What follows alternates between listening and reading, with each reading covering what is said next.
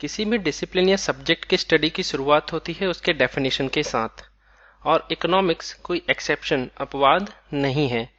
लेकिन इस व्यापक ओवर आर्किंग विषय के डेफिनेशन बनाना कोई आसान काम नहीं है और अंत में हमें आंशिक परिभाषा पार्शियल डेफिनेशन से ही संतोष करना पड़ता है।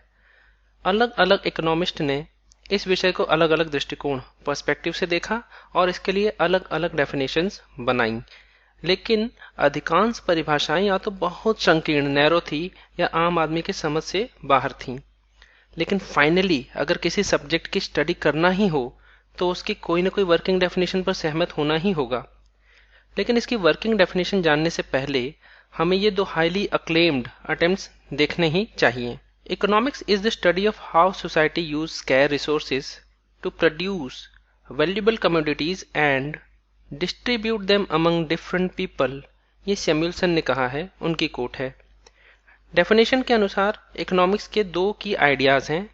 पहला, वस्तुएं सीमित हैं, and second, society must use it's resources efficiently. Society को अपने रिसोर्स कुशलतापूर्वक उपयोग करने चाहिए। पिछले आधे एक शताब्दी से इकोनॉमिक्स अलग अलग काफी व्यापक टॉपिक्स को अपने दायरे में ले लिया है और ये अलग अलग पर्पस सर्व करती हैं अलग अलग स्टूडेंट्स के लिए। जैसे कुछ इनकी स्टडी पैसा बनाने के लिए करते हैं, खासतौर पर डेवलप्ड नेशन विकसित देशों के विद्यार्थी, और इनका मकसद मात्र पैसे ही नहीं है, पैसे के साथ साथ इंटेलेक्चुअली बौद्धिक विकास के लिए भी इसकी स्टडी वे करते हैं। लेकिन ये विकासशील डेवलपिंग नेशन के केस में करेक्ट नहीं है। विकासशील देश में इकोनॉमी मात्र पढ़ाई और सिखाई जाती है, read and taught only, but इसका एप्लीकेशन कैसे होगा वे नहीं सिखाते। और कुछ लोग मात्र जानकारी एकत्रित करने के लिए इसकी स्टडी करते हैं, जैसे पुअर्टी गरीबी क्या है, अनएम्प्लॉयमेंट बेरोजगारी क्या है और क्यों होती है, ह्यूमन डेवलपमेंट जानने के लिए, शेयर्स एंड डिबेंचर का भी कुछ नॉलेज तो हो ही जाएगा, ई कॉमर्स कैसे काम करते हैं, और बैंकिंग नॉर्म्स क्या है जिससे वे अपने बैंक मैनेजर को सू कर सके। दूसरा अटेम्प्ट भी काफी इंपॉर्टेंट है।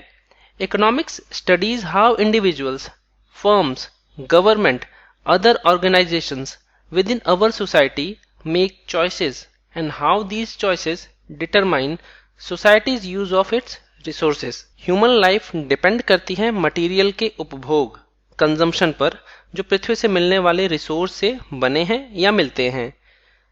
जैसे हम सब जानते हैं कि मनुष्य की जरूरतों की कोई लिमिट नहीं है, लेकिन जो रिसोर्सेस हैं वो तो लिमिटेड ही हैं। अब ये उस आदमी या सोसाइटी पर निर्भर करेगा कि वे अपनी जरूरतों को कैसे पूरा करें, रिसोर्स के लिमिटेड नेचर को देखते हुए। इसका मतलब यह है कि हमें सबसे पहले कुछ अपनी चॉइसेस बना लेनी होंगी रिसोर्स के उपभोग करने से पहले। ये चॉइस बनेंगी कैसे? इसके लिए हमें अपनी जरूरतों को प्रायोरिटाइज करना होगा, प्राथमिकता देनी होगी कि किन चीजों के बिना हम नहीं रह सकते और वे कौन सी चीजें हैं जो मिले तो ठीक, वरना कोई बात नहीं, आई एम हैप्पी। जैसे रेगिस्तान में पानी आपकी प्राथमिकता होगा, रेनकोट नहीं।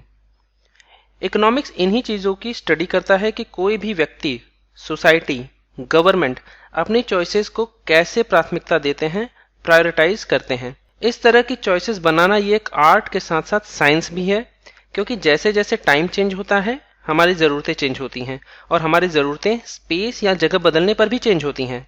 जैसे पहले जब 2G, 3G, 4G का चक्कर नहीं था और लाइट अवेलेबिलिटी भी कम थी, तब हमारी प्रायोरिटी थी नोकिया 1100 विथ टॉर्च। ये टॉर्च और मोबाइल का डेडली कॉम्बिनेशन हमारा डबल पर्पस सॉल्व करता था, कनेक्टिविटी विथ लुमिनोसिटी। लेकिन क्या अब हमारी प्रायोरिटी टॉर्च वाला मोबाइल है?